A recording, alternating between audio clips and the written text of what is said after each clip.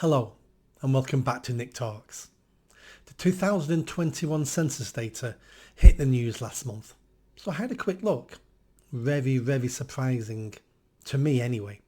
Here's an article I wrote on it. Hotel UK, home to the world. The 2021 census data was published recently. It hit the news headlines and then quickly disappeared before cries of racism could be heard. The data simply told us what many people already knew to be true. Immigration is wildly out of control and seems impossible to slow down, never mind end it. The three largest cities in the UK, London, Manchester and Birmingham, are so diverse that white English is now an official ethnic minority. I am a Mancunian, which means I'm from Manchester. I have lived here all my life. I was born here, attended school here, bought my first home here and run my business from here. I even stood against Andy Burnham to be Mayor of Greater Manchester in 2021. I have watched over my lifetime the city change. I remember as a child when the first Asian family moved into my neighbourhood. They are on their own no longer, for most of the homes are now occupied by Asians.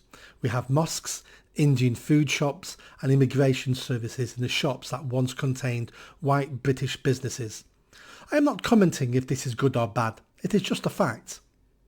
This latest data tells us that a third of residents in Manchester were born outside of the UK.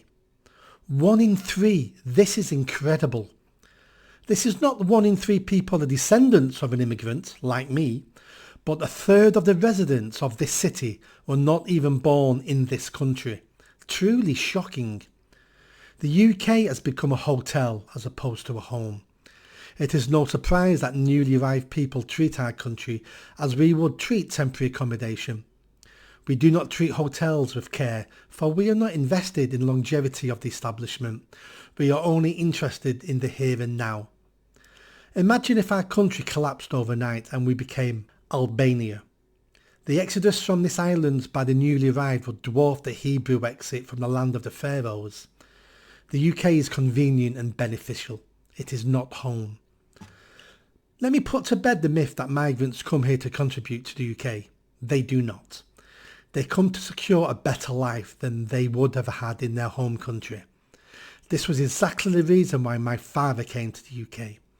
He was not an Anglophile with a dream of improving Britain. He was selfish and self-centred, just like all of us. The Windrush generation did not arrive to help rebuild the country after World War II. This is a lie.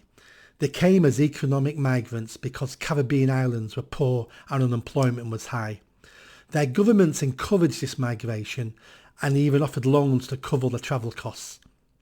The British people and government did not invite them to come. This is a myth. They came to better their lives, and they did. What can we expect from our diversity going forward? We had a little taste of it with religious riots last year in Leicester. Muslims and Hindus engaged in violent battles, while the TV informed us that this city is a great example of multiculturalism. What horrendous incident triggered this violence? A cricket match between foreign countries on a different continent. This year I have witnessed public celebrations for the independence of Pakistan, Jamaica and even Albania.